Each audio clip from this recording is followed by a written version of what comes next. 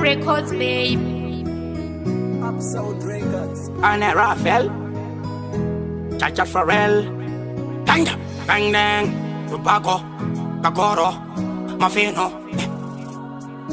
Single Che, T-Boss, Usaka Waneko Chena Kapepi Akaku Deni Baba Kunenzara, Pati Patani Yemuketo Akadi Kunzi Kakasara, Kakana Kapati Kano Pinda Pinda Kunyanya Majara, Kano Nyemwelera Kaka Ona Home Yago Ine Majora,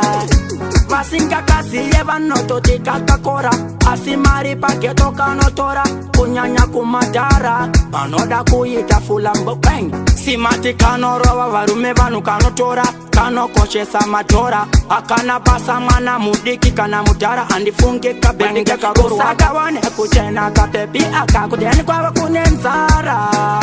Pati Patani Yamuketo Akadi Kunz Kakasara, Kakana Kapati Kano Pinda Pinda Kunyanya Ne Madara, Kano Nyamwarera Kaka Ona Home Yako Ine Majora, Unonzwa Kachiti Istakas Wanza, Kaka Mpenge Kachimanya na Manza, Kaka Soka Ona Futi Kana Koza,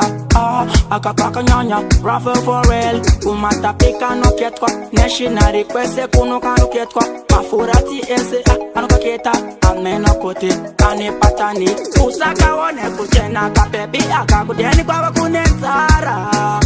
Pati Patani Yamuketo Akadi Kunzi Kakasara, Kakana Kapati Kano Pinda Pinda Kunyanya Ne Majara, Kano Nyemwerera Kaka Ona Home Yako Ine Majora, Masinga Kasi Eva Noto Ti Kakakora, Asipa Geto Mari Aiwa Kanotora, Kuteni Kwavo, Kumba Kwavo, Hakuna Kana Patani, Anengi Akizita, Anipatani, Muroti, Nema Fesi Mamu, Nema Pepe Ndovati, Raphael, Usaka Wane Kuchena Kapepi Akakudeni Kwa Kunenzara, Pati Patani Yamuketo Akadi Kunz Kakasara, Kakana Kapati Kano Pinda Pinda Kunyanya Ne Madara,